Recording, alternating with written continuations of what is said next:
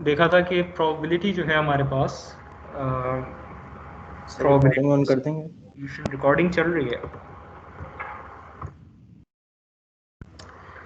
Probability जो आपके पास हमारे पास जो डिस्क्रीट वेरिएबल्स होते हैं, हमने देखा था कि उनकी प्रोबेबिलिटी किस तरह से हम इवेल्युएट करते हैं। ठीक है, तो हमने उसके लिए प्रोबेबिलिटी डेंसिटी फंक्शन नहीं, सॉरी, प्रोबेबिलिटी मास फंक्शन जो होता है उसका प्रोबेबिलिटी टेबल जिस बेसिकली जिसको हम कहते थे, वो बनाना, उसको इवेल्युएट करना, उससे मुख्तलिफ प्रॉपर्टीज़ देखना, वो देखा था कि एक्सपेक्टेड वैल्यू कैसे निकालते हैं, वेरिएंस वगैरह कैसे निकालते हैं। उसके बाद हमने देखा था कि डिस्क्रीट रैंडम वेरिएबल जो है उसकी प्रोबेबिलिटी किस तरह से मुख्तलिफ डिस्ट्रीब्यूशन फॉलो कर सकती है। मसलन हमने बाइनोमियल डिस्ट्रीब्यूशन देखी थी और हमने पॉइसन डिस्ट्रीब्यूशन देखी थी। ठीक है, तो पॉइसन डिस्ट्रीब्यूशन की बात करते हुए मैंने ये कहा था कि ये बाइनोमियल डिस्ट्रीब्यूशन की निस्बत थोड़ी सी ज़्यादा कंटिन्यूस है। उसकी वजह ये थी कि हमने देखा पॉइसन डिस्ट्रीब्यूशन में इंटरवल आपका इन्फिनिट था। ठीक है, आपके पास एक काउंटेबल इन्फिनिटी थी, उस इंटरवल के अंदर आपके पास स्पेसिफिक जम्प्स थे या स्पेसिफिक वैल्यूज थी, एक सीक्वेंस था जिसके तहत आपका वेरिएबल वैल्यूज लेता था। लेकिन अगर किसी को याद हो तो हमने ये देखा था कि उसके अंदर जो जो लिमिट थी वो पॉजिटिव इन्फिनिटी तक थी। ठीक है, तो पॉइसन डिस्ट्रीब्यूशन जो थी हमारे पास वो बेसिकली जीरो से लेके पॉजिटिव इन्फिनिटी तक उसके अंदर वैल्यूज हो सकती थी। लेकिन अगेन जीरो से स्टार्ट होती थी, पॉजिटिव इन्फिनिटी तक जाती थी, लेकिन जीरो से पॉजिटिव इन्फिनिटी के दरमियान ये नहीं था कि कोई भी पॉसिबल वैल्यू हो सकती। ठीक है, तो हमारे पास कोई सीक्वेंस होता था, सपोज 2 4 6 8 अप टू इन्फिनिटी, इस सीक्वेंस को फॉलो करते हुए सिर्फ एक्स वैल्यूज ले सकता था। This was a countable infinity. लेकिन मैंने ये कहा था कि बाइनोमियल डिस्ट्रीब्यूशन की निस्बत जहाँ पे आपके पास कोई एक इंटरवल होता था, ठीक है, हमारे पास वैल्यूज एक्स की हो सकती थी 0 1 2 4 एंड 5 सपोज। तो बाइनोमियल डिस्ट्रीब्यूशन की निस्बत हम कहते थे पॉइसन डिस्ट्रीब्यूशन में, क्योंकि नंबर ऑफ पॉसिबल वैल्यूज ज़्यादा हैं, तो this is a more continuous distribution. लेकिन अल्टीमेटली दोनों डिस्क्रीट डिस्ट्रीब्यूशन ही थी, डिस्क्रीट रैंडम वेरिएबल्स की डिस्ट्रीब्यूशन थी। अब हम इसी तरह से मजीद कंटिन्यूटी की तरफ बेसिकली जाएंगे और फिर हम देखेंगे कंटिन्यूस रैंडम वेरिएबल की डिस्ट्रीब्यूशंस किस तरह से बनती है। तो यहाँ पे एक दफ़ा फिर से हम डिफ्रेंशिएट करेंगे डिस्क्रीट रैंडम वेरिएबल और कंटिन्यूस रैंडम वेरिएबल के दरमियान। ये डेफिनेशन हम पहले देख चुके हैं। डिस्क्रीट रैंडम वेरिएबल में पॉसिबल वैल्यूज जो हैं वो या तो फाइनाइट सेट होता है, ठीक है, तो सपोज हम ये भी कह सकते हैं कि अगर x की वैल्यूज इस तरह से हों 0 0.1 0.15 0.2 दैट्स इट, तो ये अगर हमारे पास फाइनाइट सेट है तो ये भी एक डिस्क्रीट रैंडम वेरिएबल है। या अगर हम कहें कि it can be listed in an infinite sequence, ठीक है, in which there is a first element, a second element and so on, that is countable infinity, तब भी हमारा रैंडम वेरिएबल डिस्क्रीट होगा। तो अगर मैं इसी तरह से एक डिस्ट्रीब्यूशन लिखूँ 0 0.1 0.2 0.3 और मैं कहूँ कि ये पॉजिटिव इन्फिनिटी तक चलता है, तो फिर भी मेरे पास ये डिस्ट्रीब्यूशन बाय डेफिनेशन जो है ये डिस्क्रीट होगी। यहां तक क्लियर है सबको? Yes sir. अब कंटिन्यूस रैंडम वेरिएबल के लिए हम ये कहते हैं कि आपके पास दो पॉसिबिलिटीज हैं। या तो अगर आपका वेरिएबल ऐसा हो जो कि नेगेटिव इन्फिनिटी से पॉजिटिव इन्फिनिटी तक के दरमियान कोई भी पॉसिबल वैल्यू ले सकता हो, ठीक है, यानी अगर मैं बेसिकली कहूँ कि x now belongs to the domain of all real numbers, तो फिर ये हमारे पास एक कंटिन्यूस रैंडम वेरिएबल बन जाएगा। क्योंकि अब इसके अंदर ना सिर्फ ये मतलब 0 0.1 वाली वैल्यू शामिल है, बल्कि आप इसको जितने मर्जी सिग्निफिकेंट फिगर्स तक ले जाएं, जितने मर्जी आप इसको रैशनल नंबर बना दें, इरेशनल नंबर बना दें, या इसमें इंटीजर्स आप लिख दें या होल नंबर लिख दें, कोई भी वैल्यू लिखें वो इसको बिलोंग करती है, तो हमारे पास या वेरिएबल वो वैल्यू ले सकता है। तो अब हमारा वेरिएबल कंटिन्यूस है। दूसरा केस ये है, ये दोनों केसेस पहली कंडीशन के अंदर ही, पहली यहाँ पे जो कंडीशन लिखी हुई है इसी में आते हैं कि set of possible values consist either of all numbers in a single interval on the number line, this could possibly be infinite in extent, ठीक है, from minus infinity to infinity, या फिर all numbers in a union of such intervals. यानी कि अगर मेरे पास interval हो लेट्स सपोज 0 से लेके 10 तक सिर्फ, लेकिन मतलब अब यहाँ पे ये क्लिप्ड है, ज़ाहिर है नंबर लाइन जो है वो अभी भी एक्सटेंड करेगी माइनस इन्फिनिटी से इन्फिनिटी तक, लेकिन अब मैं ये कह रहा हूँ कि x जो है it can only take on values in this range, ठीक है। लेकिन अब मेरे पास इसके दरमियान कोई डिस्क्रीट जंप्स मौजूद नहीं है, यानी ये ज़रूरी नहीं है कि सिर्फ वो 1 से लेके 1 2 3 या किसी पर्टिकुलर सीक्वेंस के तहत इसके दरमियान वैल्यूज लेगा। अब वो कोई भी वैल्यू ले सकता है। इसका मतलब ये है कि तब भी वेरिएबल मेरा कंटिन्यूस है। ठीक है, तो कंटिन्यूस डिस्क्रीट में सबको फर्क समझ आ गया?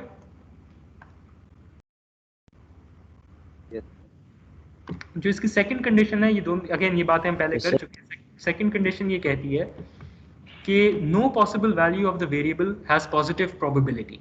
ठीक है, अगर वेरिएबल कंटिन्यूअस है तो किसी एग्जैक्ट वैल्यू के ऊपर, यानी कि जैसे हम पहले डिस्क्रीट वेरिएबल्स के लिए ये वैल्यू निकाला करते थे, अगर किसी को याद हो, ठीक है, तो बायनॉमियल डिस्ट्रीब्यूशन के लिए हम इस तरह से निकाल लेते होते थे, या पॉइसन डिस्ट्रीब्यूशन से हम इस तरह से निकाल लेते होते थे। तो अब हम ये कह रहे हैं कि for a continuous variable the probability that the discrete random variable would have an exact value will be zero, क्योंकि हम कह रहे हैं no possible value of the variable has positive probability, यानी positive probability नहीं हो सकती, और हमें पता है कि by definition negative probability exist नहीं करती, सिर्फ एक possibility रहती है कि probability फिर zero होगी। तो exact value के ऊपर अगर वेरिएबल आपका कंटिन्यूअस है तो उसकी प्रोबेबिलिटी हमेशा जीरो होगी। इसकी वजह हम जरा आगे ग्राफिकली भी देख लेंगे, ठीक है। लेकिन ये दो कंडीशंस होती हैं वेरिएबल के कंटिन्यूअस होने की, कि वो कोई भी पॉसिबल वैल्यूज ले सकता है, और दूसरा ये कि फिर उसकी किसी एग्जैक्ट एक वैल्यू की प्रोबेबिलिटी जीरो होगी। सेकंड पॉइंट बेसिकली इस तरह से आता है कि अगर मैं कह रहा हूँ कि मेरा सपोज वेरिएबल 0 से लेकर 10 तक वैल्यूज ले सकता है, तो ये मेरे पास एक ज़ाहिर लाइन इंटरवल बन गया। अब अगर मैं कह रहा हूँ कि वेरिएबल कंटिन्यूअस है, तो जाहिर है कि इसके अंदर मैं जितनी भी डिविजन्स करता जाऊँ सब पॉसिबल है, ठीक है ना। अब इसके ऊपर अगर मैं कोई भी एक वैल्यू उठा लूँ, सपोज x इक्वल्स 5.7 की मैं कहूँ कि प्रोबेबिलिटी क्या है, ठीक है, what is the probability that x equals 5.7। अब मैं कह रहा हूँ कि कंटिन्यूअस वेरिएबल के लिए ये जीरो होगी।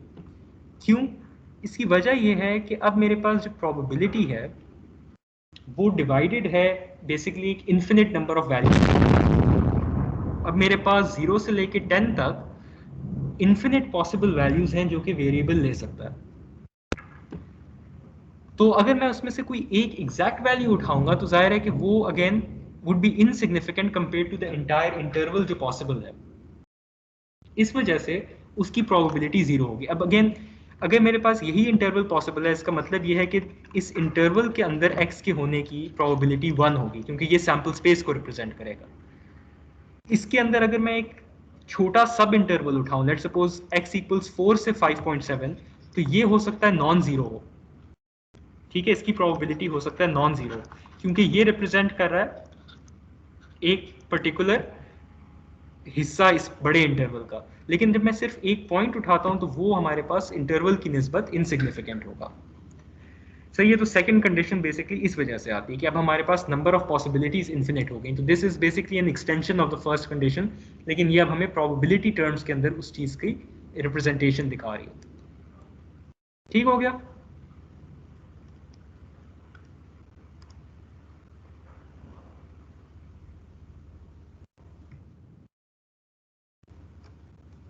Yes, sir. है ना।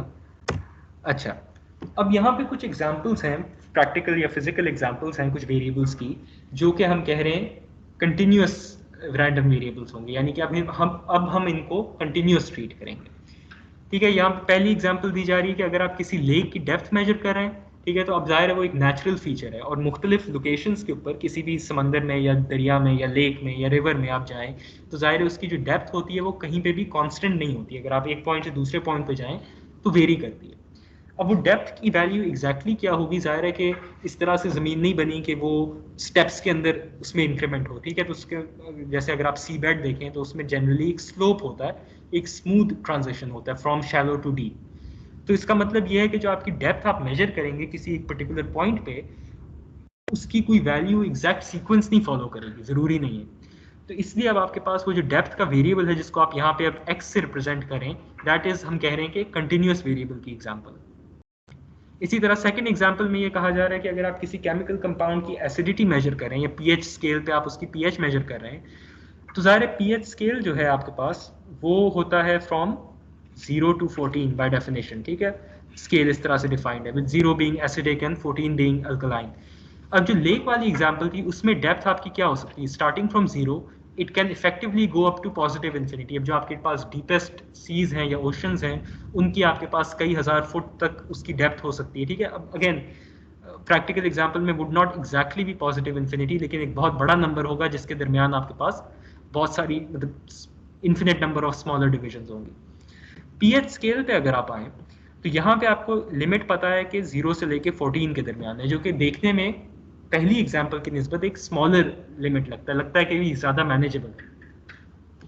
अब इसके अंदर आपने केमिस्ट्री में अगर पढ़ा हो तो हमारे पास डिविजन्स होती हैं 1 2 3 करके, मतलब इन अ सीक्वेंस आमतौर पे हम डिविजन्स लेते होते हैं, विद 7 बीइंग अ न्यूट्रल।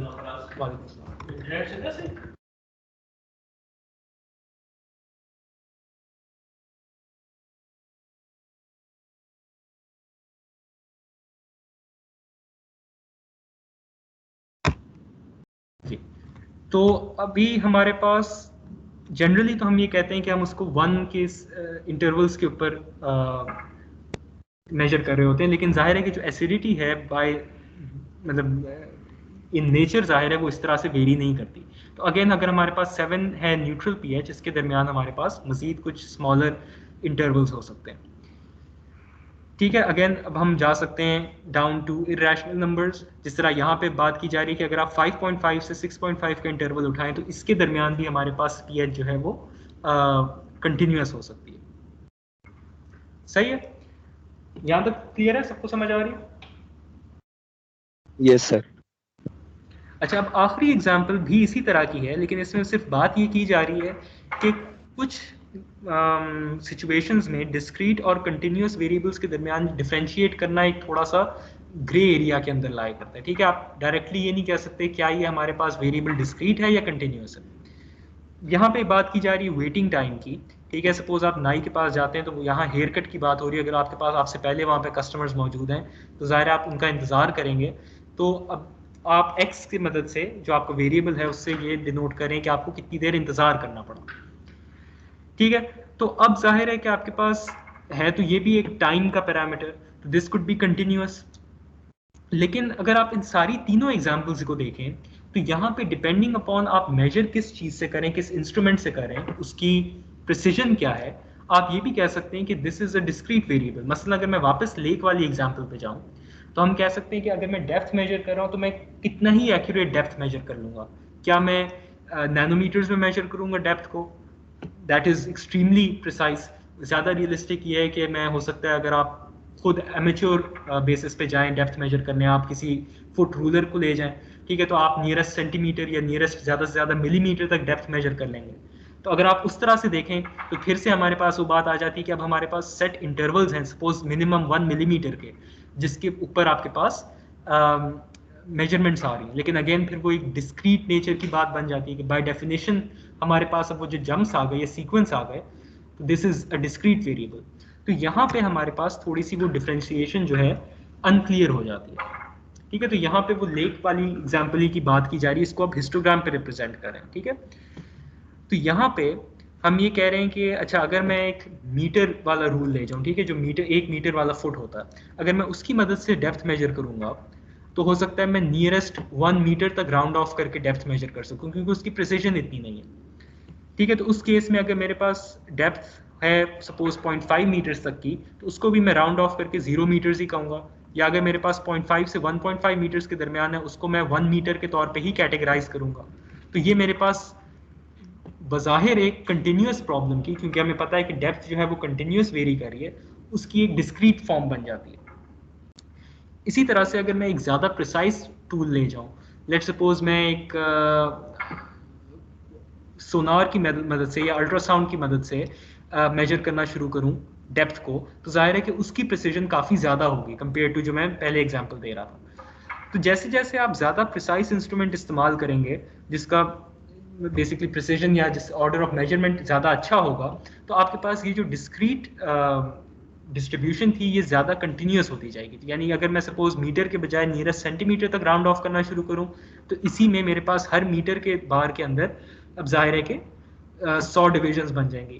या अगर मैं सेंटीमीटर से मजीद अब मिलीमीटर्स या माइक्रोमीटर्स में with the help of ultrasound measurements measure करना शुरू करूं डेप्थ को, तो this starts to become more continuous in nature. ठीक है, तो अब डिस्क्रीट वेरिएबल्स और कंटिन्यूस वेरिएबल्स आमतौर पे ये है कि कंटिन्यूस वेरिएबल जिसको हम कहते हैं वो हो सकता है कि स्ट्रिक्टली स्पीकिंग या अकॉर्डिंग टू द डेफिनेशन वो डिस्क्रीट हो, लेकिन उसको कंटिन्यूस ट्रीट करने का फ़ायदा हमारे पास ये होगा कि हम कुछ मैथमेटिकल सिंप्लीफिकेशन लगा सकेंगे, जिससे हमारी कैलकुलेशन टाइम जो है वो काफ़ी हद तक रिड्यूस हो जाएगा। ठीक है, जिस तरह से हमने बाइनोमियल और पॉइसन डिस्ट्रीब्यूशन में देखा था कि अगर हमारे पास नंबर ऑफ ट्रायल्स बहुत ज़्यादा हो जाए तो हम बायनोमियल डिस्ट्रीब्यूशन को पॉइसन डिस्ट्रीब्यूशन में कन्वर्ट कर सकते हैं। सही है। तो अब हम यहाँ पे देखेंगे कि कुछ वेरिएबल्स को हम कंटिन्यूस ट्रीट करें तो फिर हम किस तरह से प्रोबेबिलिटी मेजर करेंगे। अब ये सबको समझ आइए कि हम डिस्क्रीट और कंटिन्यूस में कब फर्क करते हैं और कब हम कहते हैं कि अप्रॉक्सीमेट किया जा सकता है। Yes sir. ठीक है ना। तो अभी तक हमने मैथमेटिकली कोई बात नहीं की, अब ज़रा आप लोगों को अटेंटिव होना पड़ेगा क्योंकि अब हम यहाँ से इसकी मैथमेटिकल फॉर्मुलेशन और कंडीशंस की बात करेंगे और उम्मीद है कि इंटीग्रेशन सबको आती होगी। ठीक है। तो यहाँ पे अब जब हम कंटिन्यूस वेरिएबल्स की बात करते हैं we have to deal with integration. Integration क्या होती है एसेंशियली, फिजिकली कोई बता सकता है इंटीग्रेशन आपको क्या रिप्रेजेंट करती है? अगर मैं किसी फंक्शन का इंटीग्रल लूँ तो वो क्या होता है?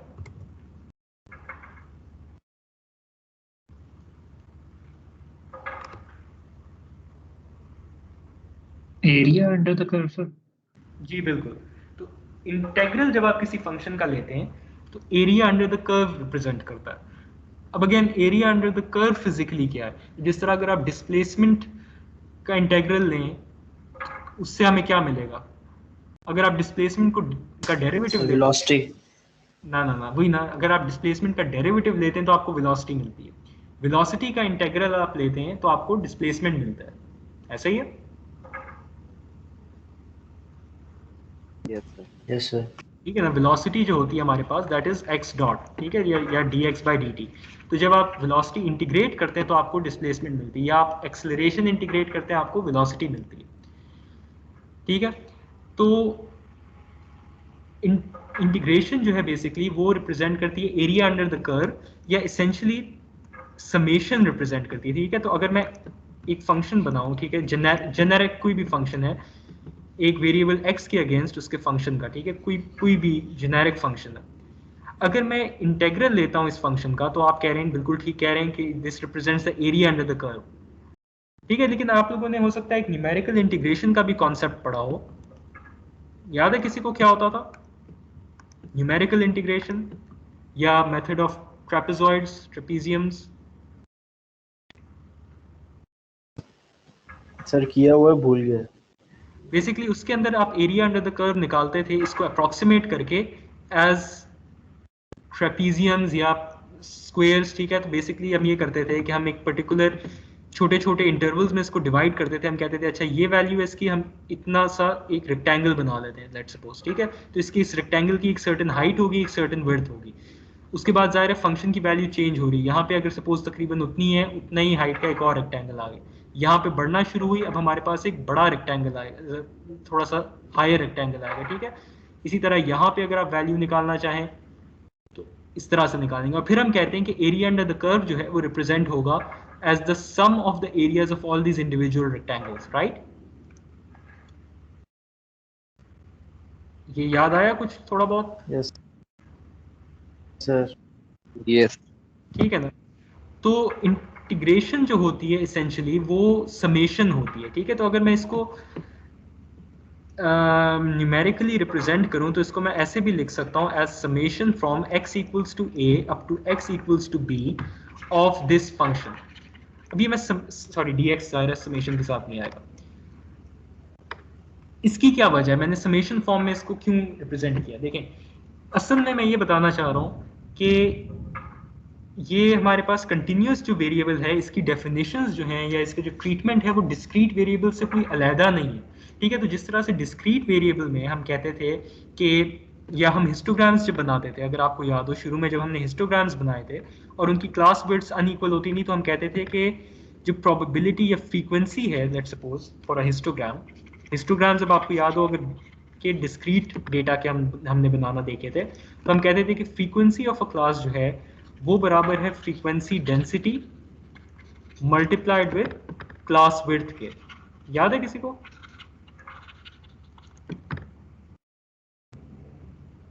Yes sir.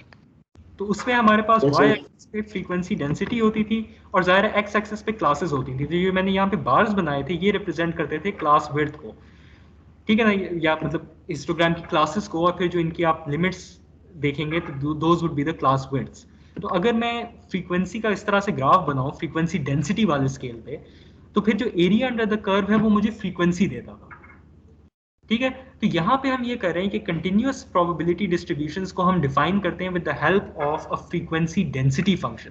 तो यहाँ पे जो एफ ऑफ एक्स है, ठीक है, यहाँ पे जो एफ ऑफ एक्स है, this is a frequency density function या प्रोबेबिलिटी, सॉरी यहाँ पे मुझे कहना चाहिए प्रोबेबिलिटी डेंसिटी फंक्शन। ठीक है, this is not probability, this is probability density. तो इसका मतलब ये है कि अगर हम प्रोबेबिलिटी निकालना चाहते हैं तो हमें इसको किसी तरह से इसेंशियली क्लास विड्थ के साथ मल्टीप्लाई करना है, या हमने एरिया अंडर द कर्व निकालना है इस प्रोबेबिलिटी डेंसिटी फंक्शन का। वो एरिया अंडर द कर्व, अब क्योंकि वेरिएबल आपका कंटिन्यूअस है, अब वो डिस्क्रीट नहीं है कि मैं उसकी क्लास विड्थ बना सकूं, अब वो कंटिन्यूअस है। ठीक है, तो इस वजह से यानी कि बेसिकली ये काम हो रहा है मेरे पास, पहले मेरे पास इस तरह के बार्स थे, अब वो पूरी तरह से एक कंटिन्यूअस फंक्शन बन गया, इसलिए अब मुझे उसको इंटीग्रेट करना पड़ रहा है। इंटीग्रल जो है that is nothing but an alternate representation या a more continuous representation of what we were doing before for discrete data। ठीक है, और अब हम क्योंकि प्रोबेबिलिटी, ज़ाहिर है हम प्रोबेबिलिटी डेंसिटी हमारे लिए कोई फिजिकल मीनिंग नहीं रखती, तो अगर हम प्रोबेबिलिटी की वैल्यू निकालना चाहते हैं कि प्रोबेबिलिटी क्या है, तो हमें प्रोबेबिलिटी डेंसिटी को इंटीग्रेट करना होगा। सही हो गया? Yes sir. ठीक है, अब प्रोबेबिलिटी जब आप इंटीग्रेट करेंगे तो जाहिर है इंटीग्रल विदाउट लिमिट्स जो है वो अनडिफाइंड होता है, राइट। उसके अंदर हमारे पास एक कांस्टेंट ऑफ इंटीग्रेशन भी आ जाता है और आप उसकी वैल्यू नहीं निकाल सकते। आपके पास फंक्शन को सिंपल इंटीग्रेशन से फंक्शन इंटीग्रेट करके एक और फंक्शन आ जाएगा। अगर आपको वैल्यू चाहिए तो जाहिर है you have to integrate over a certain between two certain limits. तो जब आप लिमिट्स अप्लाई करेंगे उस प्रोबेबिलिटी के डेंसिटी फंक्शन के इंटीग्रेशन पे, तो वो लिमिट्स रिप्रेजेंट करेंगी कि आप किस इंटरवल के अंदर प्रोबेबिलिटी निकाल रहे हैं, किस इंटरवल की प्रोबेबिलिटी निकाल रहे हैं। ठीक है, तो बेसिकली जब हम इस चीज़ को इंटीग्रेट कर रहे हैं तो ये अब मेरे पास एक जेनेरिक प्रोबेबिलिटी डेंसिटी फंक्शन की कर्व बनी हुई है। अगेन जब मैं इंटीग्रेट करूंगा बिटवीन ए एंड बी तो वो रिप्रेजेंट करेगा essentially area under the curve between A and B. तो अब हमारे पास क्योंकि ये फंक्शन जो है ये प्रोबेबिलिटी डेंसिटी फंक्शन है, तो जब हम इसको इंटीग्रेट करेंगे तो वो वैल्यू फिजिकली हमारे पास प्रोबेबिलिटी की आएगी। और क्योंकि हम लिमिट्स के साथ इंटीग्रेट कर रहे हैं, सिर्फ एरिया देख रहे हैं between A and B a certain interval, तो जो प्रोबेबिलिटी की वैल्यू आएगी वो कॉरेस्पॉन्ड करेगी to the value of X lying within that interval. ठीक हो गया?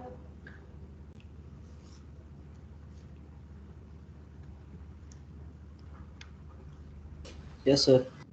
सही है ना? अच्छा, अब थोड़ी सी बस मैं बात करूंगा, इसको कंपेयर करूंगा डिस्क्रीट प्रोबेबिलिटी डिस्ट्रीब्यूशन के साथ, ताकि जरा फर्क आप सबको याद रहे। अब यहाँ पे जो ये मैंने राइट हैंड साइड पे डेफिनेशन लिखी है, ये आप लोग पहले देख चुके हैं, ये होती है फॉर अ डिस्क्रीट वेरिएबल। ठीक है, तो this is for discrete probabilities, discrete random variables के लिए। ठीक है, कि डिस्क्रीट प्रोबेबिलिटी डिस्ट्रीब्यूशन या जिसको हम कहते थे प्रोबेबिलिटी मास फंक्शन, वो किस तरह से डेवलप की जाती थी। तो डिस्क्रीट रैंडम वेरिएबल्स के लिए हम इस तरह का टेबल बनाते होते थे, अगर याद हो। ठीक है, हमारे पास कोई पॉसिबल वैल्यूज हो सकती थी इस वेरिएबल की और उनकी हम कॉरेस्पॉन्डिंग वैल्यूज लिखा करते थे। ठीक है, लेट्स सपोज 0.4, 0.2, 0.1, कितने होंगे 673। ठीक है, तो डिस्क्रीट रैंडम वेरिएबल के लिए हम इस तरह का टेबल बनाते होते थे और हम ये कहते थे कि हम इस टेबल को भी एज अ फंक्शन रिप्रेजेंट कर सकते थे। ठीक है, अगर किसी को याद हो तो हमने ये कहा था कि हमने कुछ फंक्शंस की वैलिडिटी भी चेक की थी पिछले किसी लेक्चर में, कि अगर मैं इस प्रोबेबिलिटी को, जाहिर है ये प्रोबेबिलिटी जो है फंक्शन ऑफ एक्स है, किसी तरह से अगर मैं मैप कर सकूं इन वैल्यूज को आपस में एक्स और पी की, तो I could write this potentially that P of X is equal to F of X. तो सिंपली यहाँ पे ये बात मैं करना चाह रहा था कि वहां पे जो हम फंक्शन लिखा करते थे वो डायरेक्टली प्रोबेबिलिटी का फंक्शन होता था। ठीक है, इसलिए हम उसको कहते थे प्रोबेबिलिटी मास फंक्शन।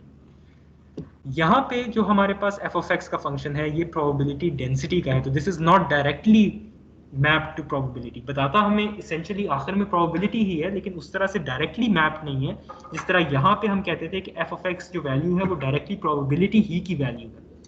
इसलिए प्रोबेबिलिटी मास फंक्शन और प्रोबेबिलिटी डेंसिटी फंक्शन के दरमियान फर्क याद रखना जरूरी है। ठीक है, मैं यहाँ लिख भी देता हूँ, not density for a discrete random variable. ठीक है, ये याद रहेगा फर्क सबको?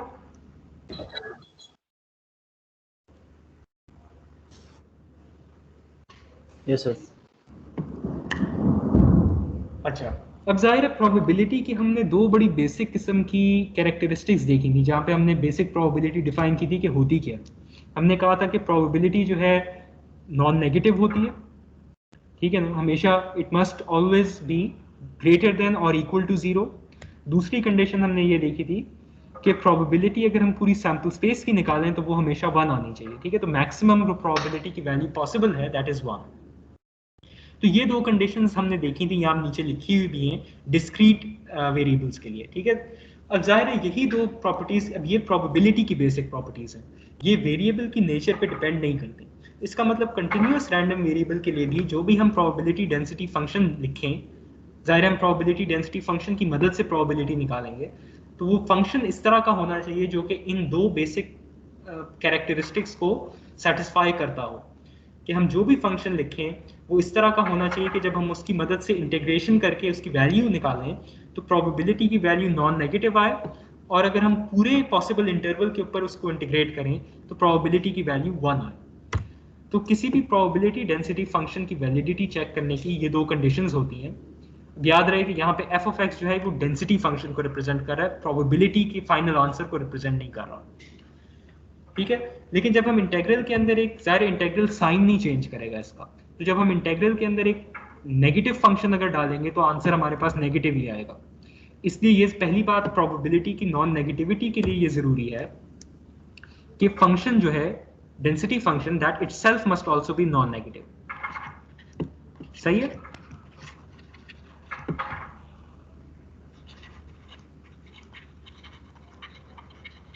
समझ आ रही है? Yes sir. ठीक है ना। तो प्रोबेबिलिटी हमेशा यस। नॉन नेगेटिव होनी चाहिए, इस वजह से डेंसिटी फंक्शन जो है वो, क्योंकि हमारे पास मैथमेटिकल फॉर्मुलेशन इसकी इस तरह से है, तो इसको भी नॉन नेगेटिव होना पड़ेगा। सेकंड कंडीशन थोड़ी सी समझने की जरूरत है। सेकंड कंडीशन इस बात से आ रही है कि the probability of the sample space must be equal to 1। अब कंटिन्यूअस रैंडम वेरिएबल जो है वो डिफाइंड हो सकता है from the over the whole interval negative infinity to infinity, यानी all possible values that you can think of, या हो सकता है कि वो किसी फाइनाइट इंटरवल के ऊपर लाई करता हो, ठीक है। लेकिन जाहिर है जब हम इसकी वैलिडिटी चेक करेंगे तो हम हर पॉसिबल केस के लिए चेक करेंगे। हर पॉसिबल केस रिप्रेजेंट होगा इंटायर नंबर लाइन के ऊपर, ठीक है, from minus infinity to positive infinity. अब आप ये कह रहे हैं कि चाहे आपका वेरिएबल एक्चुअली माइनस इन्फिनिटी से पॉजिटिव इन्फिनिटी में हो, या सपोज वो मेरे पास एक 1 से 5 के दरमियान इंटरवल पे लाया करता हो, ठीक है, सिर्फ, और बाकी जगहों पे उसकी वैल्यू 0 हो।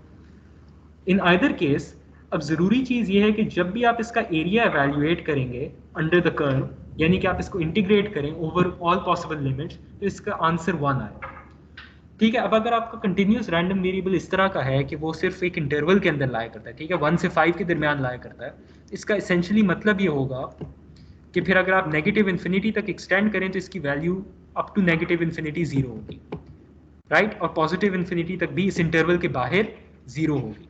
ऐसा ही है?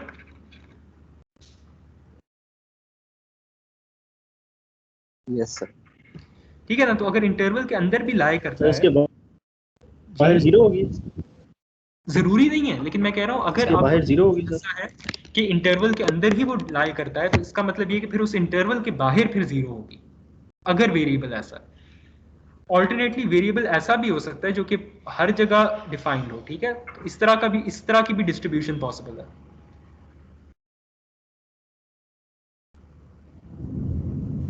ठीक है सर। ठीक है ना। लेकिन अगर आपका वेरिएबल ऐसा है जो कि सिर्फ एक इंटरवल के अंदर लाया करता है, तो इसका मतलब यह है कि फिर उस जो भी वैल्यूज होंगी वो इस इंटरवल के अंदर ही होंगी, और फिर इंटरवल से बाहर अगर आप डिफाइन करना चाहें तो आप कहेंगे कि बाहर फिर 0 की वैल्यू है प्रोबेबिलिटी की। इन आइदर केस, अगर आप इसको जेनेरिकली निकालना चाहें तो आप ये कहेंगे कि जो एरिया अंडर द कर्व है, सपोज अब अगर मैं कहूं कि ये मैंने जो दोनों लाइंस बनाई हैं, इसको मैं थोड़ा सा बेहतर कर देता हूं, कि अगर मैंने इस तरह की मैं फिर इस तरह का मेरे पास कोई भी फंक्शन है, ठीक है ना, जो कि पॉजिटिव इन्फिनिटी से नेगेटिव इन्फिनिटी तक, ये मैं इसको कह देता हूँ f2 ऑफ x, ठीक है।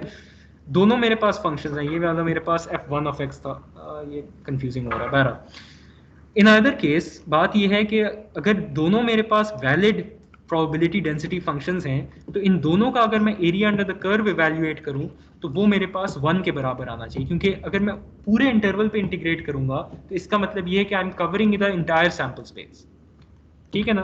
तो integration of a continuous random variable from minus infinity to positive infinity covers the entire sample space, ठीक है। ये बात समझ आ रही है? Yes sir. तो इसका मतलब ये है कि अगर मैं इस तरह से लिखूं, the probability that minus infinity is less than equal to X is less than equal to positive infinity, this must be 1, ठीक है, because the probability that the value probability of the sample space basically is equal to 1। अब इसको हम किस तरह से evaluate करेंगे probability को, ये हमारे पास अब पीछे डेफिनेशन से आएगा। प्रोबेबिलिटी डेंसिटी फंक्शन किस तरह से इस्तेमाल होता है कि अगर मैं किसी इंटरवल के ऊपर वैल्यू निकालना चाह रहा हूँ प्रोबेबिलिटी की किसी भी इंटरवल पे, तो सिंपली मुझे ये करना है कि मुझे प्रोबेबिलिटी डेंसिटी फंक्शन को उन लिमिट्स के ऊपर इंटीग्रेट करना है। तो यहाँ पे जिन लिमिट्स में मैं इंटरेस्टेड हूँ वो नेगेटिव इन्फिनिटी से इन्फिनिटी है। इससे मुझे ये पता चलता है कि प्रोबेबिलिटी डेंसिटी फंक्शन को जब भी मैं पॉजिटिव इन्फिनिटी से नेगेटिव इन्फिनिटी के दरमियान इंटीग्रेट करूंगा तो इसकी वैल्यू हमेशा 1 आनी चाहिए for this thing to be valid, ठीक है ना। तो सिंपली मैंने यहाँ पे ये डेफिनेशन इस्तेमाल करके इसको ऑल्टरनेटिवली रिप्रेजेंट किया।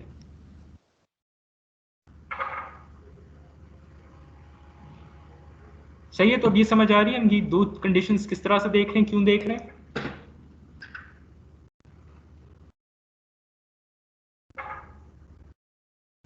Yes sir.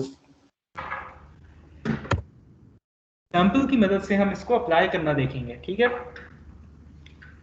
यहाँ पे आपको एक प्रोबेबिलिटी डेंसिटी फंक्शन दिया गया है और आपसे मैं कहूंगा कि इसकी वैलिडिटी चेक करें। पहले जरा प्रॉब्लम समझ लेते हैं कि क्या है। तो यहाँ पे आपको कहा जा रहा है कि आपके पास एक सर्कुलर ऑब्जेक्ट है, हो सकता है वो गाड़ी का टायर हो या फ्लाई व्हील हो, बहरहाल उसके ऊपर आप किसी डिफेक्ट की लोकेशन आइडेंटिफाई करना चाह रहे हैं, ठीक है, और लोकेशन आपको नहीं पता एग्जैक्टली कहाँ पे।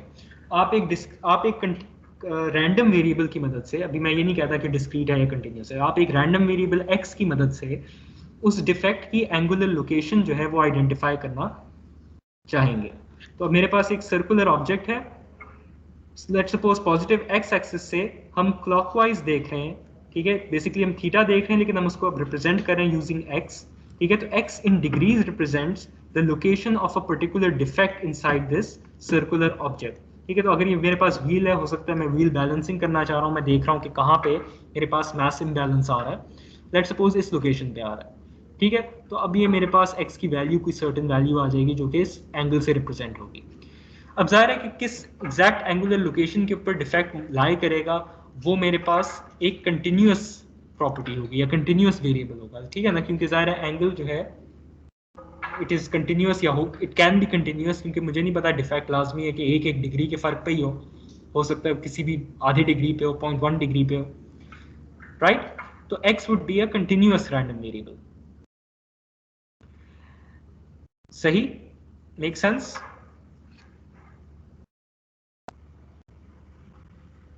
Yes sir. Yes sir. सही हो गया ना।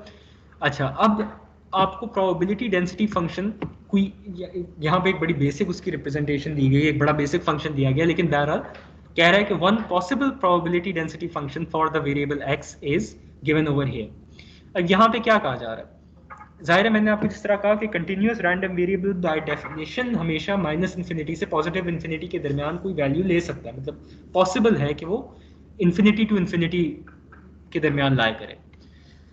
तो जब आप इसका डेंसिटी फंक्शन डिफाइन करेंगे तो आप सारे केसेस कवर करेंगे, ठीक है। अब यहाँ पे अब जिस तरह मैंने कहा था कि वेरिएबल हो सकता है कि इस तरह का हो जो कि एक सेट इंटरवल में लाई करता हो, तो उसका तरीका ये होगा कि आप उस इंटरवल के अंदर उसकी बिहेवियर डिफाइन कर देंगे और फिर आप कह देंगे कि उसके अलावा हर जगह पे ये बिहेवियर है, ठीक है। तो this case basically covers minus infinity से infinity other than this particular interval, अगर मैं इसका ग्राफ बनाऊं इस फंक्शन का तो क्या बनेगा, मेरे पास again positive infinity, negative infinity, Y axis पे मैं एफ ऑफ एक्स की वैल्यू दिखा देता हूँ, ठीक है।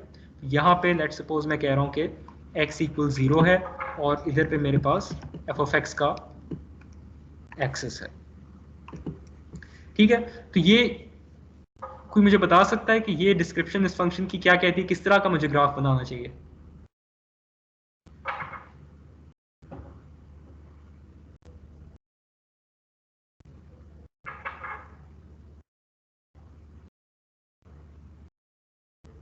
somebody? बहुत सिंपल चीज है सर, लिनियर होना चाहिए। ठीक है, लीनियर होगा किस तरह का?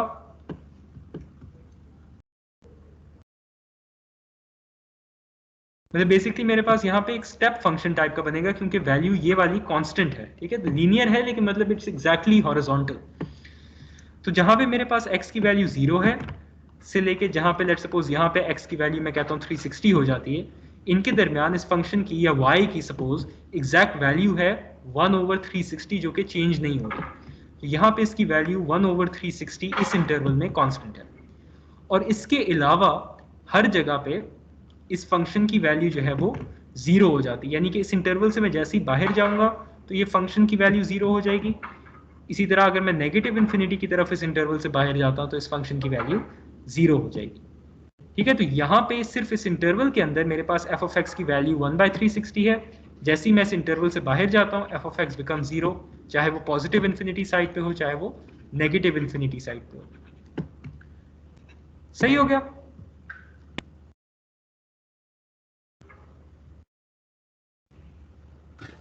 Yes sir. ठीक है, तो फंक्शन की शेप हमने समझ। अब मैंने आपसे कहा यह था कि आपने करना है check the validity of F of X as a probability density function.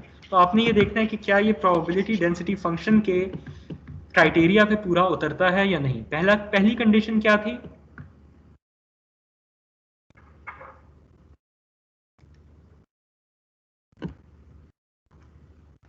Sir, F of x f of x 0 से greater बड़ा than होना equal चाहिए। 0. बिल्कुल, greater than equal to 0 for all X. अब ये दो प्रॉपर्टीज आपको वैसे ही इंट्यूटिवली याद होनी चाहिए, ठीक है। इसमें कोई रटने वाली चीज़ नहीं है, ये बेसिक प्रोबेबिलिटी की प्रॉपर्टीज है।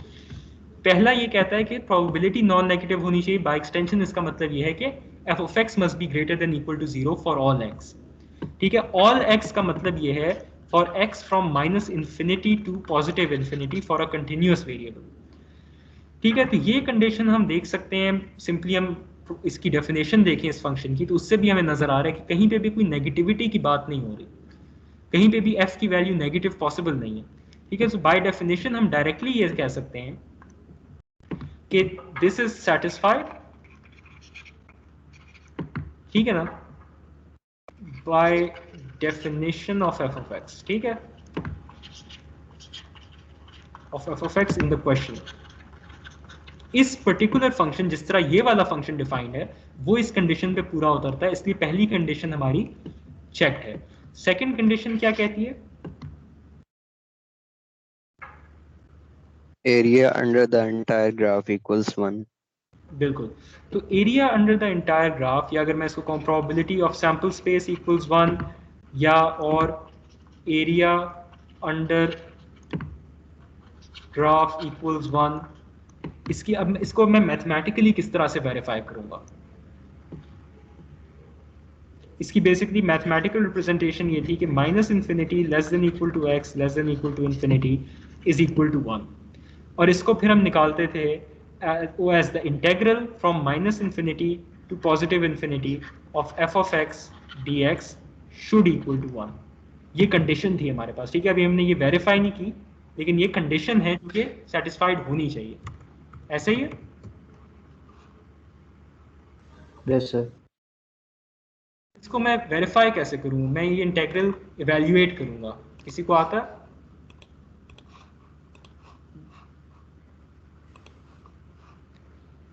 एक सेकेंड, सर अभी अगर इनका एरिया निकालना है तो 1 ही आता है, 1/360 × 360। बिल्कुल, तो एक सेकेंड, तरीका तो ये है कि आप इसका डायरेक्टली एरिया निकाल लें, जो कि बिल्कुल ठीक है। कि इसी ग्राफ का अगर आप एरिया अंडर द कर्व निकालें, ठीक है ना, अगर मैं नई स्लाइड पे कर देता हूँ, checking condition 2 just to be clear. पहली अप्रोच ये है कि आप इसका एरिया अंडर द कर्व निकालें, find area under curve graphically. तो यहाँ पे हमारे पास इस तरह का ग्राफ था, जाहिर है F of x positive infinity, negative infinity, और यहाँ पे हमारे पास थी value from 0 to 360 of F of x being 1/360। तो जब आप इसका एरिया निकालेंगे, जाहिर है ये सिंपली रेक्टेंगल का एरिया आ जाएगा। This particular area is 1/360 times 360 minus 0 which is 1। तो ये हमें ये बताता है कि हमारी कंडीशन सेटिस्फाई होगी। ठीक है, मैं दूसरी अप्रोच से भी करना चाहूँगा ताकि लोगों को इंटीग्रेशन इस्तेमाल करने की थोड़ी सी समझ आ जाए, या आप कम से कम इंटेग्रल अप्रोच देख लें। ठीक है ना, इंटेग्रल अप्रोच, क्योंकि ज़ाहिर है हर प्रोबेबिलिटी डेंसिटी फंक्शन जो है वो इतना सिंपल नहीं होगा। ये भी हमने एक बड़ा सिंपल केस उठाया है, इसको हम कहते होते हैं यूनिफॉर्मली डिस्ट्रीब्यूटेड फंक्शन। इसकी एग्जैक्ट डेफिनेशन अगली स्लाइड पे आएगी, लेकिन ये अभी बिल्कुल बेसिक केस है। ठीक है, तो आपको काफ़ी केसेस के अंदर इंटीग्रेशन को इंटेग्रल को इवेल्युएट करना पड़ेगा। तो इंटेग्रल अप्रोच ये कहती है कि हमें निकालना है -∞ to ∞ integral of F of X D x. ऐसा ही है? Yes, sir. अब कोई बता सकता है ये इंटेग्रल कैसे इवेल्युएट होगा?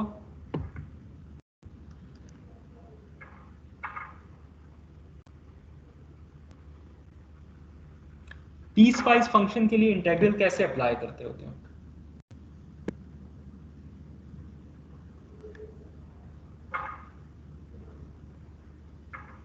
इसको मैं लिख सकता हूं सर जी सर इसकी लिमिट्स 0 से 360 हो जाएंगे और फंक्शन इसका 1/360 होगा ये। ठीक है, और उसके अलावा -∞ या इन्फिनिटी तक वाला केस कहाँ जाएगा?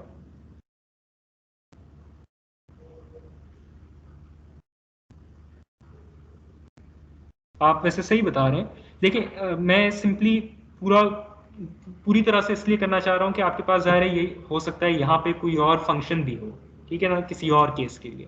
यहाँ पे 0 है, तो आप बिल्कुल ठीक कह रहे हैं कि ये आखिर में सिंप्लीफाई होकर इसी तरह से आएगा कि 0 to 360 1/360 dx। ठीक है, लेकिन मैं सिर्फ ये दिखाना चाह रहा हूँ कि यहाँ तक हम पहुँचते कैसे, ताकि सबको समझ आए। और अगर फंक्शन थोड़ा सा मुख्तलिफ हो, अगर आपके पास एक और केस यहाँ पे हो, तो क्या करेंगे?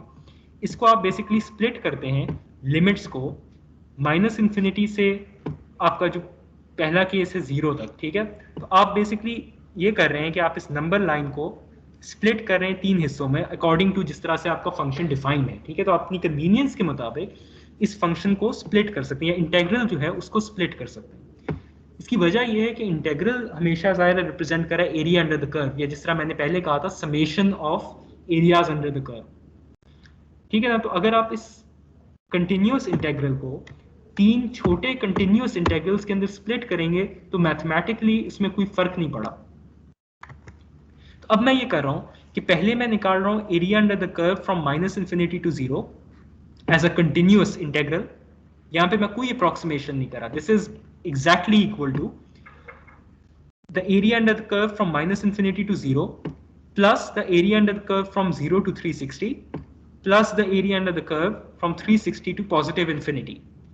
अब इनको मैं 3 अलहदा इंटेग्रल्स की मदद से इवेल्युएट कर रहा हूँ। ठीक है, तो एज लॉन्ग एज मेरे पास ये वाली अपर लिमिट और अगले वाले की लोअर लिमिट सेम हो, इसका मतलब ये है कि मैंने पूरा जो इंटरवल है या पूरा जो फंक्शन है उसको कवर किया। ज़ाहिर है अगर मैं ये करूँ, एक सेकेंड, अगर मैं ये करूँ कि मैं बीच वाला इंटेग्रल ना लिखूँ, तो ये हो जाएगा माइनस इन्फिनिटी से 0 के दरमियान का एरिया प्लस 360 से इन्फिनिटी के दरमियान का एरिया। तो वो बीच का एक हिस्सा जो है वो मिस हो गया, तो फिर ये आपस में बराबर नहीं होंगी लेफ्ट हैंड और राइट हैंड साइड। लेकिन मैं ये भी कर सकता हूँ इसको मजीद, मतलब मैं इसको छोटी सेगमेंट्स में भी कर सकता हूँ।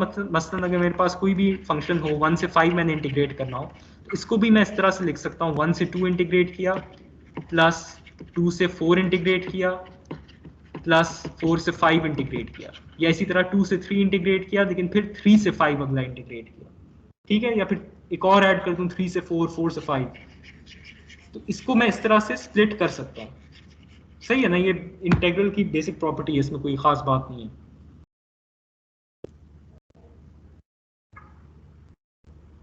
यहां तक ठीक है? Yes, sir. अच्छा, अब यहाँ पे जाहिर है जब मैंने इस फंक्शन की पीसवाइज डेफिनेशन के मुताबिक इसको स्प्लिट कर दिया, तो अब मेरे पास यहाँ पे फंक्शन की वैल्यूज डालना भी आसान हो गया, ठीक है ना। जाहिर है मैं over the entire limit function की पूरी वैल्यू नहीं प्लग इन कर सकता था, क्योंकि वो वैल्यू भी चेंज हो रही थी। अब यहाँ पे मैं ये करूंगा कि माइनस इन्फिनिटी से 0 फंक्शन की क्या वैल्यू है? 0. 0। 0 से 360 फंक्शन की क्या वैल्यू है? 1/360 dx। और फिर 360 से पॉजिटिव इन्फिनिटी तक फंक्शन की वैल्यू अगेन 0 है। अब इनके ऊपर जाहिर है मैं इंटीग्रेशन अप्लाई करूंगा और लिमिट से वैल्यूएट करूंगा। पहली टर्म क्या बनेगी? 0 को अगर लिमिट्स के ऊपर इंटीग्रेट करते हैं तो क्या आंसर आता है?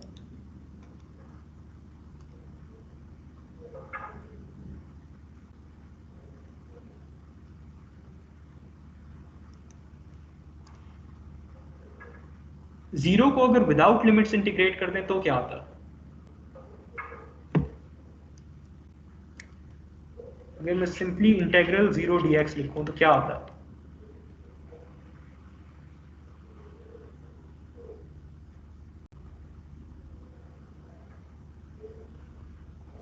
जीरो। नहीं, जीरो को जब आप विदाउट लिमिट्स इंटीग्रेट करते हैं तो आपके पास कांस्टेंट ऑफ इंटीग्रेशन आता है, सही? याद आया किसी को? Yes sir. ठीक है ना, कांस्टेंट ऑफ इंटीग्रेशन आता है। और जाहिर है कांस्टेंट जो आता है वो x का फंक्शन नहीं होता, ठीक है ना। यानी जिस वेरिएबल के रिस्पेक्ट से आप इंटीग्रेट कर रहे होते हैं उसका वो फंक्शन नहीं होता, इट्स जस्ट अ कांस्टेंट। इसकी कोई वैल्यू होगी 10, 50, 1, 0 या कोई भी वैल्यू होगी, कांस्टेंट वैल्यू होगी। जब आप इसी फंक्शन को यानी 0 को ओवर लिमिट्स इंटीग्रेट करेंगे, कोई भी लिमिट्स हो, यहाँ पे मैं यही वाली इवैल्यूएट कर देता हूँ माइनस इन्फिनिटी से 0, तो क्या होगा? आप इसको इंटीग्रेट करेंगे, जाहिर है सबसे पहला काम ये होता है आप फंक्शन इंटीग्रेट करते हैं और फिर आप इसके ऊपर लिमिट्स इवैल्यूएट करते हैं। तो फंक्शन जब आप लिखेंगे, अब फंक्शन कांस्टेंट है, लिमिट्स जो आपने प्लग इन करनी है वो आपने करनी होती है जहां इनटू द वेरिएबल जिसके रिस्पेक्ट से आपने इंटीग्रेट किया होता है, यानी x के। अगर सपोज मेरे पास यहाँ पे कोई ऐसा फंक्शन होता है जिससे इंटीग्रेट करके मेरे पास आता है x टाइम्स c, तब तो मैं ये कर सकता था 0 टाइम्स c प्लस, या सॉरी माइनस, जाहिर लोअर लिमिट आप माइनस के साथ लिखते हैं, माइनस इन्फिनिटी टाइम्स c। लेकिन अभी ज़ाहिर है x साथ है नहीं, सिर्फ कांस्टेंट है मेरे पास, और कांस्टेंट के अंदर तो मैं वैल्यूज नहीं प्लग इन कर सकता। तो this would actually become c minus c, यानी एक दफा आपने लोअर अपर लिमिट पे इवैल्यूएट किया फंक्शन कांस्टेंट है तो वही कांस्टेंट वैल्यू आ गई, और लोअर लिमिट पे फंक्शन इवैल्यूएट किया तो वही अगेन कांस्टेंट वैल्यू आ गई। तो जब आप 0 को ओवर लिमिट्स इंटीग्रेट करते हैं तो आपके पास आंसर 0 आता है हमेशा, लिमिट्स जो मर्जी हो। विदाउट लिमिट्स करेंगे तो कांस्टेंट ऑफ इंटीग्रेशन आएगा, सही है ना? Yes, sir. ठीक हो गया। तो अब आप ये करेंगे, जाहिर है कि अब आपके पास जो पहली और आखिरी टर्म है, ये दोनों आप जाहिर है वैल्यूएट होके 0 आ जाएंगे। You are left with this middle term. इस अब कोई मुझे बता सकता है इसकी क्या वैल्यू बनेगी? किस तरह से वैल्यूएट करूं मैं इसको, क्या लिखूं, अगला स्टेप क्या होगा? 1/360 into x. बिल्कुल, तो मेरे पास x/360 का फंक्शन बनेगा, और अब इसके ऊपर मैंने लिमिट से वैल्यूएट करनी है फ्रॉम 0 to 360। ये मेरे पास आ जाएगा 360 डिवाइड बाय 360 माइनस 0, यानी कि आई and up with 1।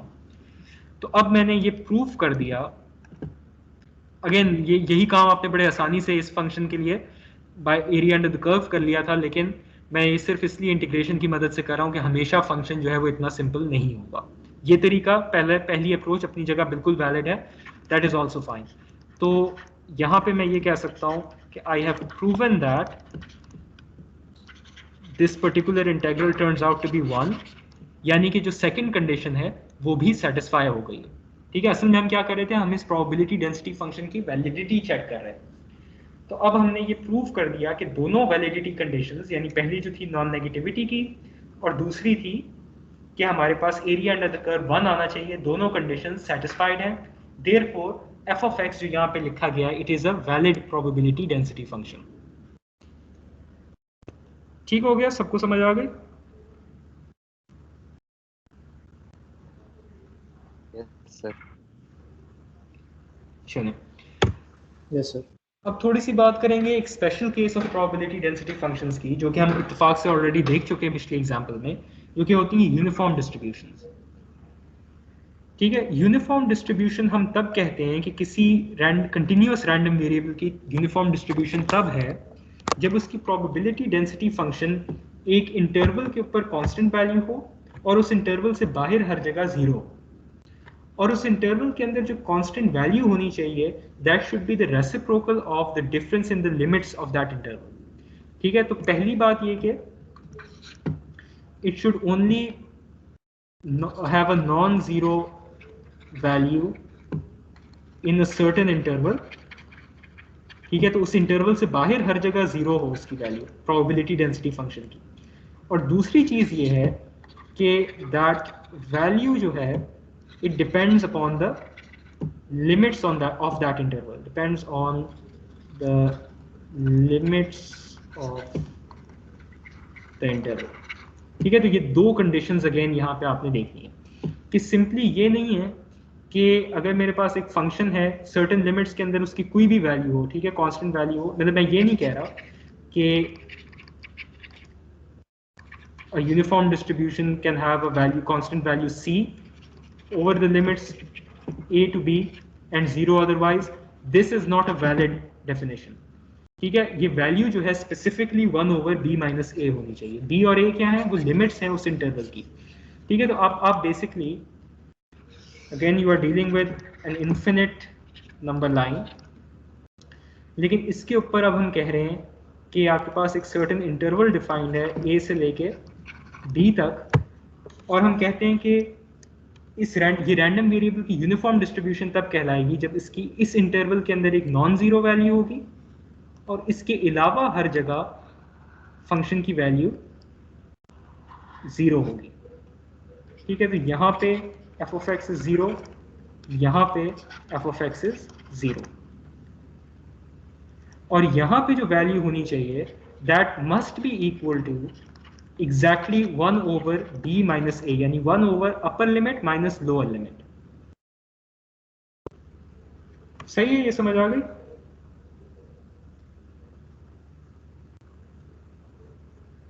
Yes, sir. अब कोई मुझे ये बता Yes, सकता है sir. क्या वजह है कि ये कांस्टेंट वैल्यू एग्जैक्टली इस फॉर्म में होनी चाहिए, कोई जनरल कांस्टेंट वैल्यू क्यों नहीं हो सकती? मसलन मैं ये क्यों नहीं कह सकता अच्छा मेरा इंटरवल है 0 से लेके 5 तक, अगर एफ ऑफ एक्स की वैल्यू यहाँ पे 1 है तो ये यूनिफॉर्म डिस्ट्रीब्यूशन है, ये गलत क्यों है?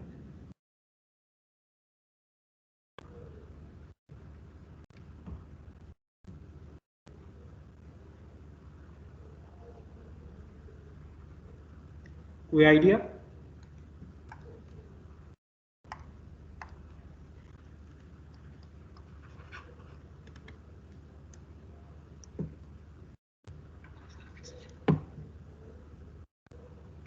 या सपोज मैं कहूँ कि ए बी जो है इट इज 1 7, तो मेरे पास एग्जैक्टली क्या वैल्यू होनी चाहिए between A and B?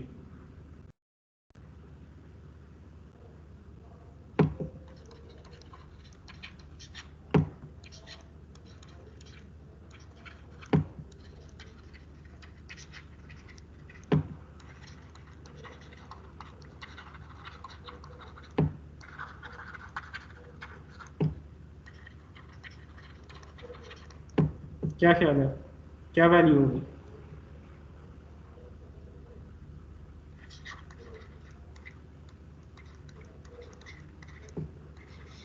Simply आप इसके अंदर इक्वेशन के अंदर वैल्यूज पुट करेंगे ना, तो 1/7 - 1 यानी कि 1/6 जो है वैल्यू होगी इस फंक्शन की from 1 to 7 and 0 otherwise.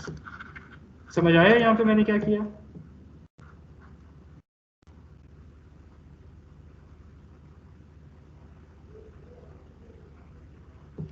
Yes sir. लेकिन मेरा सवाल उधर का उधर ही है कि क्या वजह है कि ये एग्जैक्ट वैल्यू होनी चाहिए।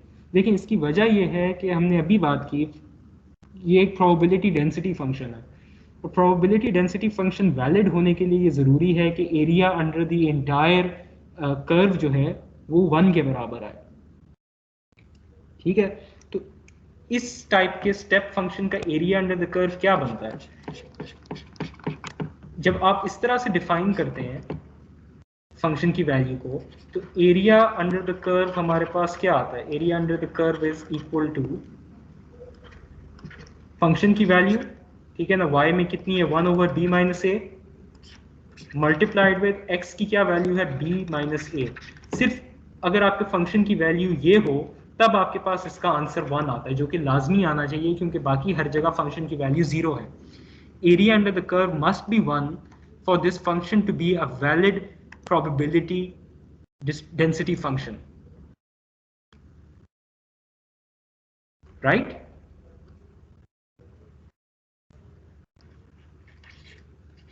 Yes, sir. इस वजह से सिर्फ तब आपका डेंसिटी फंक्शन वैलिड होगा और यूनिफॉर्म होगा जब आपके पास फंक्शन, ज़ाहिर यूनिफॉर्म असल में तो यही बता रहा है कि एक इंटरवल के ऊपर उसकी वैल्यू चेंज नहीं होनी चाहिए, लेकिन फिर वो वैलिड नहीं होगा अगर उसकी कोई जेनेरिक कांस्टेंट वैल्यू होगी। तो वैलिड वो सिर्फ तब होगा जब इंटरवल से इस तरह से लिंक्ड उसकी वैल्यू होगी। तो एरिया अंडर द कर्व जो है equal to 1 must be satisfied for a valid probability density function। तो इस कंडीशन की वजह से हमारे पास ये वैल्यू के ऊपर कंस्ट्रेंट आती है, ठीक है ना, वरना हमारे पास ये वैल्यू अगर कोई डिफरेंट होगी, exactly equal to 1/b - a नहीं होगी, तो फिर हमारे पास एरिया अंडर द कर्व 1 नहीं आएगा, यानी कि हमने जो डिस्ट्रीब्यूशन बनाई है that is not even a valid distribution. ठीक है, तो ये याद रहेगा कि अगर मैं आपसे पूछूं कि ये मेरे पास इंटरवल है, मैं कहता हूँ इसके ऊपर फंक्शन यूनिफॉर्म है, तो फंक्शन की क्या वैल्यू है, तो आपने कोई भी उठा के जेनेरिक रैंडम वैल्यू मुझे कांस्टेंट नहीं बता देनी, बल्कि आपने लिमिट्स इस्तेमाल करके उस फंक्शन की वैल्यू निकालनी है। और किस तरह से निकालेंगे उसकी डेफिनेशन या फंक्शन की फॉर्मुलेशन आपके सामने लिखी हुई है। तो कुछ ना समझ आए हो तो अभी भी पूछ लें ताकि बाद में कोई मसला ना हो।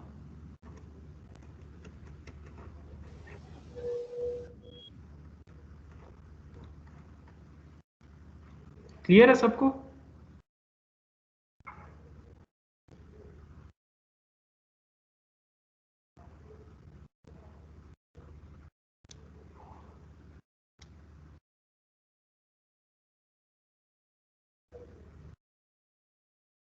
जी क्लास, यस सर। ठीक है। चलिए, अगर सब कुछ समझ आ गई है तो फिर मैं आगे चलता हूँ, बहुत अच्छी बात है।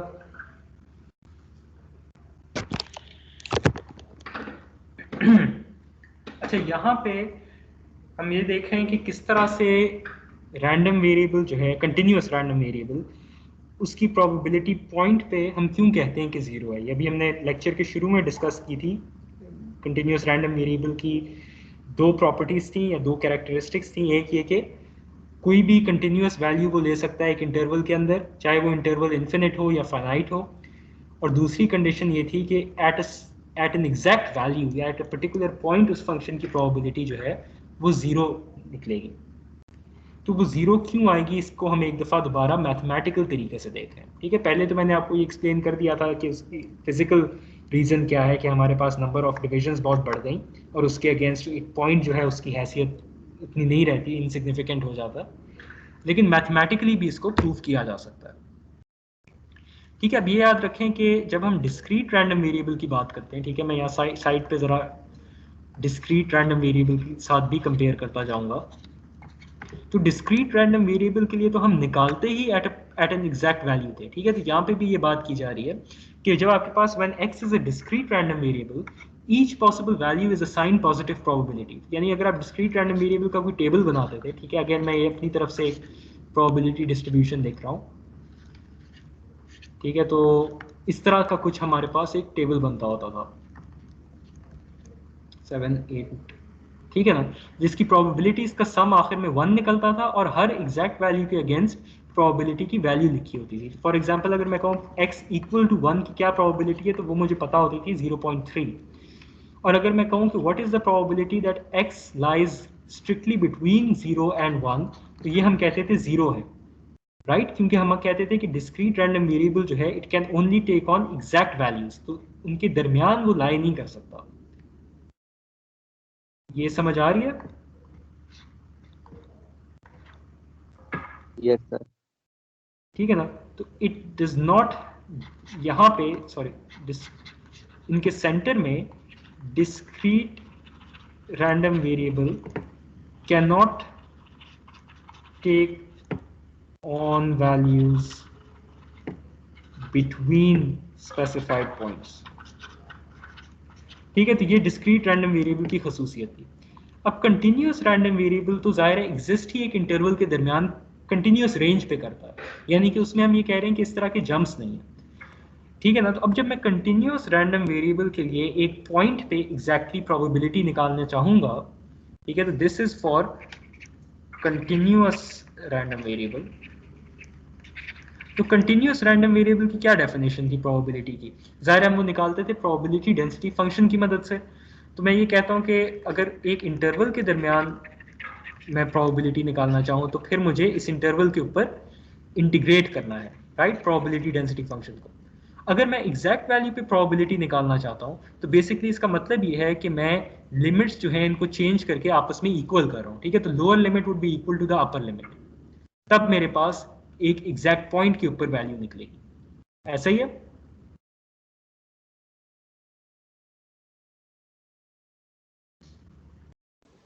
Yes, ठीक है ना। तो sir. यहाँ लिमिट रिप्रेजेंटेशन है वो सिंपली ये रिप्रेजेंट करिए कि आप एक बहुत छोटी वैल्यू, इन्फिनिटेसिमली स्मॉल वैल्यू एप्सिलॉन जो है वो उस कांस्टेंट वैल्यू c में से सब्ट्रैक्ट करें, यानी थोड़ा सा अगर आप इंटरेस्टेड हैं c के अंदर तो आप थोड़ा सा इसके अंदर एक लिमिट इंट्रोड्यूस करें c माइनस एप्सिलॉन की और यहाँ पे c प्लस एप्सिलॉन की, और फिर आप ये लिमिट अप्लाई करें कि एप्सिलॉन अप्रोचेस 0, यानी कि आप इसको लेफ्ट हैंड साइड से c पे अप्रोच करवा रहे हैं, राइट हैंड साइड से अपर लिमिट को c पे अप्रोच करवा रहे हैं, ठीक है ना। तो इसेंशियली बात यह है कि आपकी लोअर लिमिट अपर लिमिट आपस में बराबर हो जाएंगी, और जाहिर है कि फिर जब आप इंटीग्रेशन ओवर लिमिट्स करते हैं तो फिर आपके पास फंक्शन जो भी हो, अगर आपके पास लिमिट्स बराबर हैं तो आपस में वो कैंसिल करके वैल्यू आपको 0 की देगा। तो मैथमेटिकली भी ये साबित होता है कि कंटिन्यूस रैंडम वेरिएबल के लिए आप at an exact value probability नहीं निकाल सकते। सही है? इसको अगर हम ग्राफिकली भी देखें तो यहाँ पे हमारे पास जो इंटीग्रेशन वाला ग्राफ था, यहाँ पे अगर मैं कहूँ कि you want probability a is less than equal to x is less than equal to b, तो वो तो ये वाला एरिया बनता है। अगर मैं यहाँ पे कोई x इक्वल टू c की लाइन लगाऊं, ठीक है, तो यहाँ पे x इक्वल्स टू c है, और मैं आपसे कहूँ find the probability that x equals to c, तो अगेन आप इस ग्राफ के अंदर एरिया अंडर द कर्व निकालना चाहेंगे, but now exactly at point c। तो अब एरिया जो है वो किस तरह से निकलेगा? अब जाहिर है इसका हाइट तो आपके पास आ जाएगी यहाँ पे f of x at c, लेकिन अब विड्थ क्या है? विड्थ अगेन इसकी 0 है, तो ग्राफिकली भी आपको ये नजर आता है कि at an exact point continuous अगर आपका रैंडम वेरिएबल है तो प्रोबेबिलिटी हमेशा 0 होगी, ठीक है। आपको इवैल्यूएट करने की जरूरत ही नहीं है, इट इज स्ट्रेट अवे 0। सही हो गया?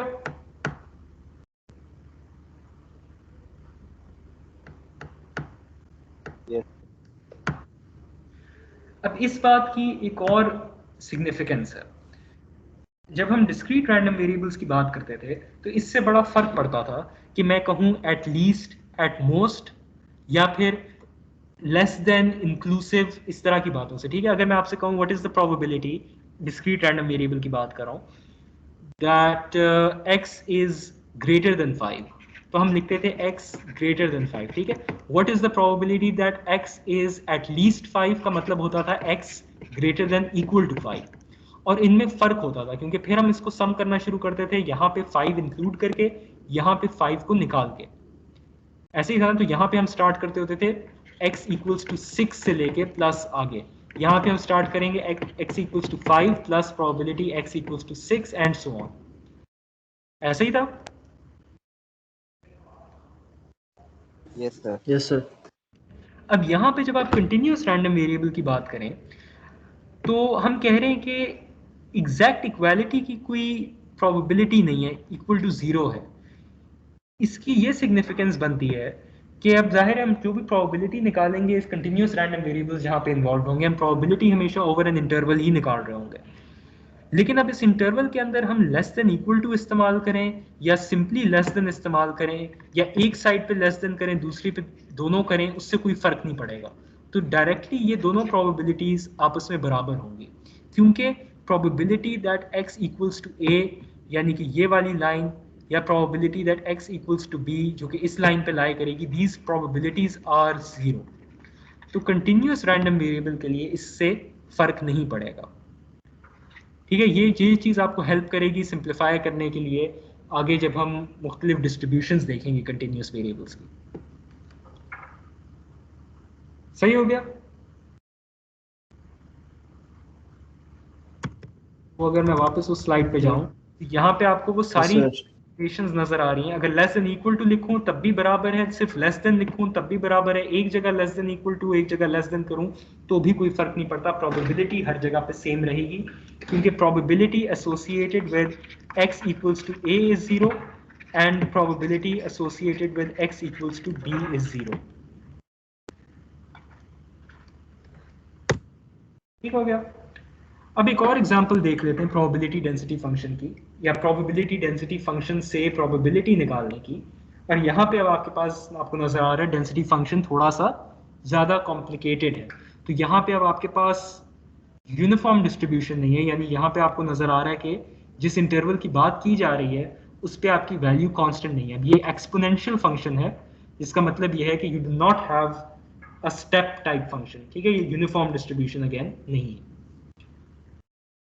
सही है। तो ये एग्जाम्पल में आपसे कहा जा रहा है कि ट्रैफिक फ्लो के अंदर टाइम हेडवे मेजर करें, यानी कि the elapsed time between the time that one car finishes passing a fix point and the instant that the next car begins to pass that point. यानी आप सड़क की side पे यहाँ पे कहीं खड़े हैं और आप मेजर कर रहे हैं कि जब पिछली गाड़ी यहाँ से गुजर गई उसके बाद अगली गाड़ी को उस पॉइंट पे पहुंचने के लिए कितना टाइम लगा, ठीक है। तो बेसिकली आप कंसेक्टिव कार्स के दरमियान लेट्स सपोज गैप मेजर कर रहे हैं, आप रोड सेफ्टी एक्सपर्ट हैं, आप खड़े होकर ये देख रहे हैं कि लोग एक दूसरे के कितना करीब चला रहे हैं, ठीक है। तो आप बेसिकली ये टाइम मेजर कर रहे हैं, उसको आप x से रिप्रेजेंट कर रहे हैं, और फिर आप ये कह रहे हैं कि अच्छा उसकी प्रोबेबिलिटी मैंने डेंसिटी फंक्शन डेवलप किया है और उसका डेंसिटी फंक्शन ये आता है। सही हो गया। प्रॉब्लम समझ आ गया सबको।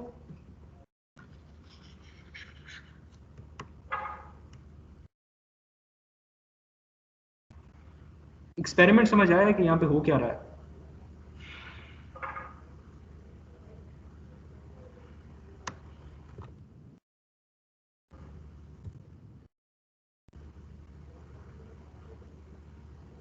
जी क्लास आवाज आ रही है? Yes sir. गायब हो जाते हो सारे। अच्छा जी, अब अगर मैं आपसे सबसे पहले ये कहूँ कि इस प्रोबेबिलिटी डेंसिटी फंक्शन की वैलिडिटी चेक करें तो आप क्या करेंगे कि आप इसकी दो कंडीशंस चेक करेंगे। फंक्शन हमेशा नॉन नेगेटिव होना चाहिए, और दूसरा ये कि फंक्शन जो है वो आपके पास एरिया अंडर द कर्व हमेशा 1 के बराबर आना चाहिए।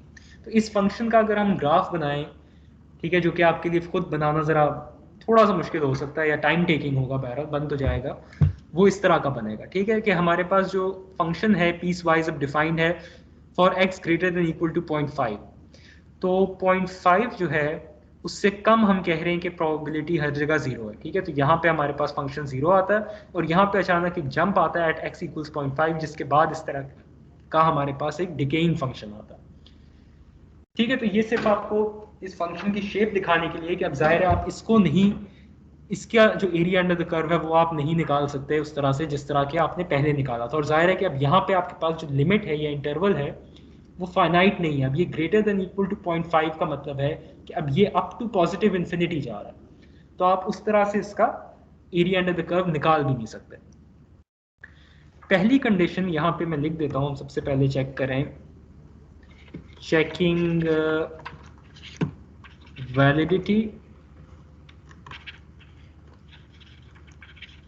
validity of f of x as a probability density function। पहला काम यह है कि कंफर्म नॉन नेगेटिविटी, ठीक है ना। अब आप इसकी अगर फंक्शन की फॉर्मुलेशन देखें तो ज़ाहिर है जो जीरो अदरवाइज वाला केस है वो तो हमारे लिए ज़ाहिर है इस हवाले से कॉन्सिक्वेंशियल नहीं है, ज़ाहिर है वो तो जीरो ही है। हमें ये देखना है जो फंक्शन की फॉर्म है उसके अंदर क्या x की पॉसिबल वैल्यूज के ऊपर फंक्शन नेगेटिव आ सकता है। तो फंक्शन हमारे पास बेसिकली ये है, और इसके अंदर अब हमने जो वैल्यूज डालनी है x की वो हमेशा 0.5 से बड़ी होंगी, ठीक है ना। अब अगर मैं यहाँ पे 0.5 ज़ाहिर इक्वल टू से स्टार्ट हो रही है इंटरवल, अगर मैं x इक्वल टू 0.5 डालूं तो ये ब्रैकेट जो है वैल्यूएट होके मेरे पास 0 आ जाएगी, exponent to the power 0 would be 1 और f ऑफ x की वैल्यू 0.15 आ जाएगी। अगर मैं 0.5 से बड़ी वैल्यू डालूंगा तो ये ब्रैकेट क्या बनेगी, क्या नेचर होगी इस ब्रैकेट की?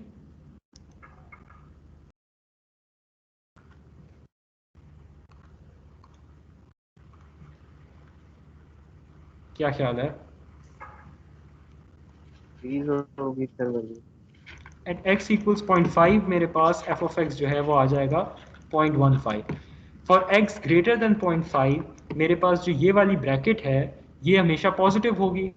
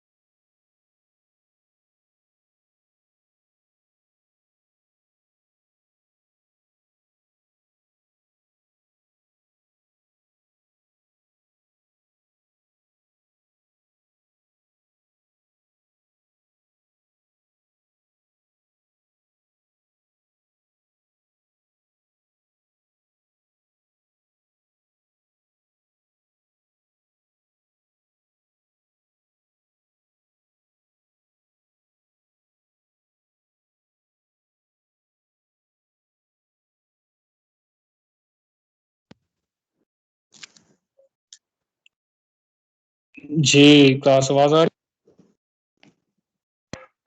ये सर आ रही है? Yes sir. अब आ रही है सर, पहले बंद हो गई थी। जी जी, यहाँ पे फिर आज सुबह से इंटरनेट का इशू चल रहा है। अभी मैं फिलहाल खैर मोबाइल से कनेक्टेड हूँ तो मेरे पास स्लाइड्स तो हैं, लेकिन अब मैं आपको प्रॉब्लम एक्सप्लेन करके नहीं दिखा सकूंगा, बल्कि दिखा देता हूँ, 1 मिनट कंप्लीट हो जाएगा, just a minute. Next class में दिखा।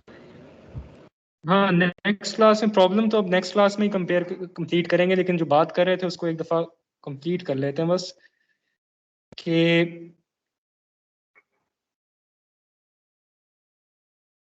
बल्कि छोड़ने चलें, इस तरह समझना ज़रा मुश्किल हो जाएगा।